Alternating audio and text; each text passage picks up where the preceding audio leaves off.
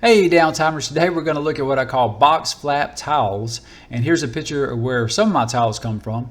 All it usually takes to have access to sources such as this is getting the okay from the store manager, and most of them are usually more than happy to have you haul off however much of the cardboard you'd like to use. And of course we get boxes from purchases as well. We're very involved in tennis, as you guys know, especially with the kids, so we do buy a lot of cases of tennis balls.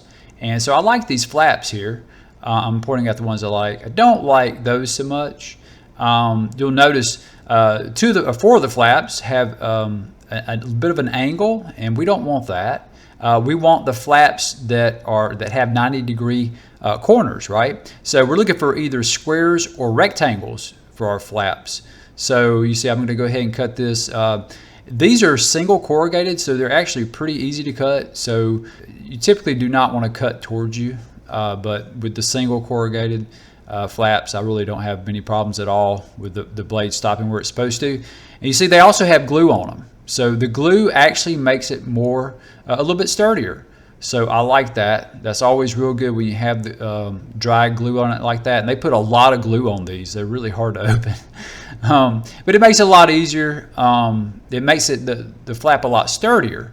So that's good stuff. You want that. So even though it's single corrugated cardboard, it'll still be pretty sturdy thanks to that glue. But after you're done with it, after we have it cut here, I will add some hot glue on the bottom so that they stick a little bit better on the gaming table. And of course, that'll make it sturdier and add a little bit of weight to it too, which will be good. I'm going to go ahead and open this here.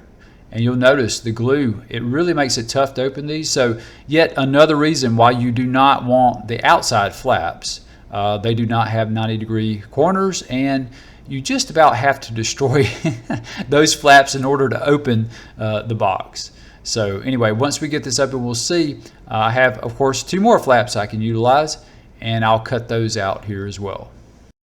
You might be wondering why I like box flaps for tiles so much. Well, it's because you already have three of the sides cut for you, right? So you only have to cut just one side to finish out the tile. So it's much faster, and you cut down on the chance for error, right? So if you're cutting four sides, you might cut one or two of them off a little bit and have to go back and cut again. So in the end, you end up with more exact measurements, I guess, for your tiles, and you end up with a tile being produced a lot quicker. So if you're cutting, let's say, 25 of these, you only need to cut 25 times and maybe trim, 12 times or something, versus cutting 100 times and trimming up maybe, 25 times or whatever. So obviously much less cutting and much less time required. And if you can't find square flaps, you have to go with rectangular flaps, which most box flaps are rectangular. You'll want to go with flaps that are half as wide as they are long. That way you can line them up together. You can have two wide and one long up against those two, and it just makes them a lot more versatile and easier to work with together.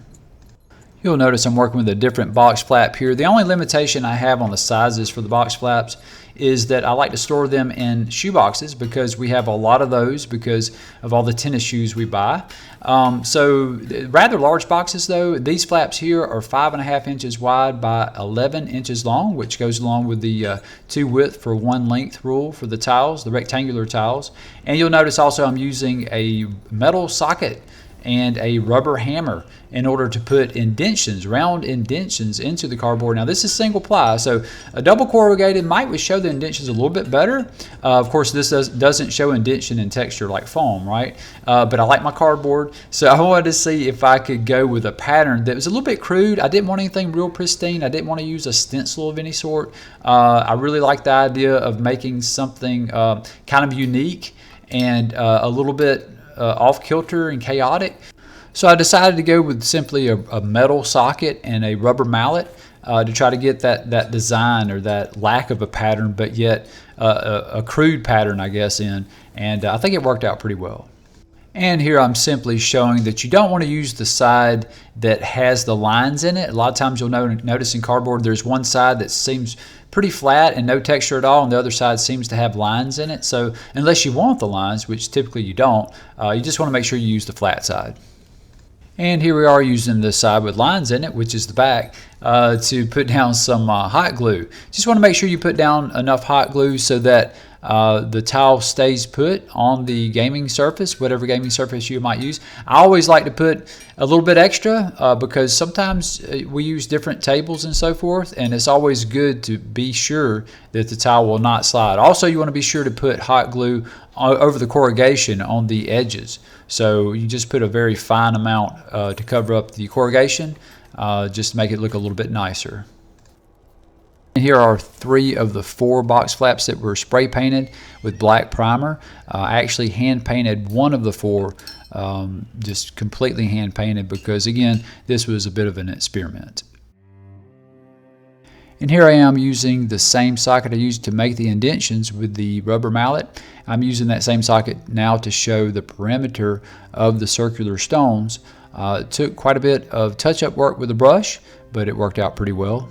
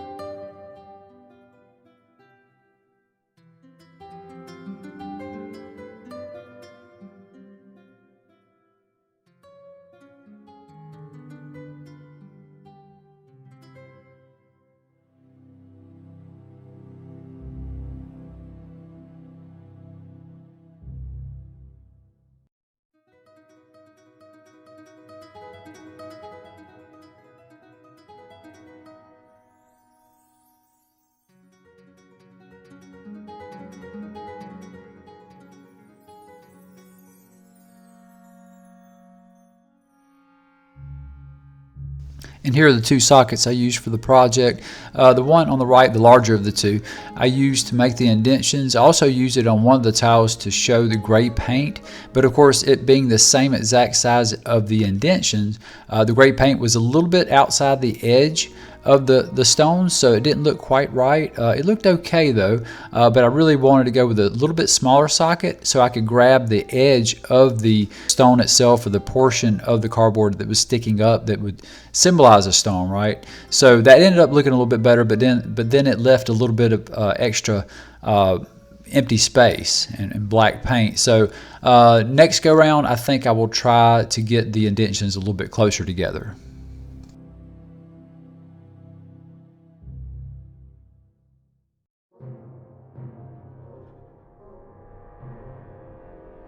So I decided to get a sponge and cut a piece of sponge out the same size as the socket to use that as a bit of a stamp to get the gray paint on the inside of the stones, inside the circles.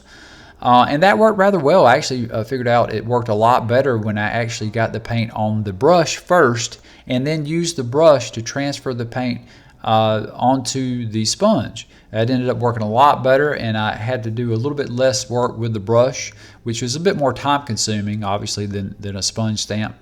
So I think next go around I might just try the sponge stamp just right off the bat without doing the circles with the socket first, just to see how much quicker. I'm sure it would be much quicker. Of course, I really did like though the socket look. I really liked how it set the gray down on the black there. It made a really big contrast between the empty space and the stones, and I really like that look. So I'm not sure a sponge by itself would have that same look. It probably would look a bit more just not quite so solid on the edges with a sponge. So but I might give it a shot later on just to see how it looks. And here I am adding a little more white paint to the gray because I wanted the center of the stones to be a little bit brighter than the outside of the perimeter of the stones, so that it had a little bit more of a 3D effect. And also after the paint dried, I actually went back with just white paint and did a very light dry brushing with white paint to give it a little more texture. And after that was done, I actually went back with some black paint and with a very fine brush and added some cracks, which I think gave it a little bit more of a pop.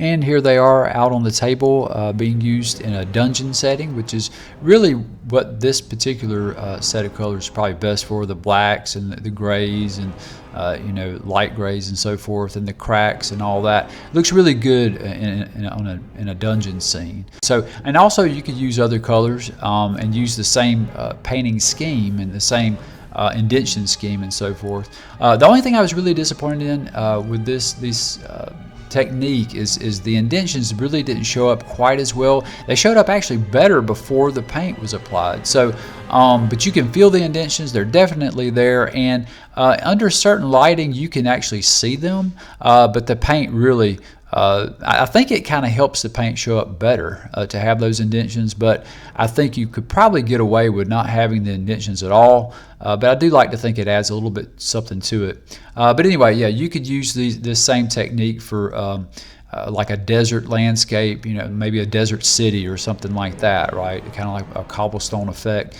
A jungle setting, maybe some sort of jungle ruins or something. You know, you could use some green and that sort of thing to add some plants and stuff to it.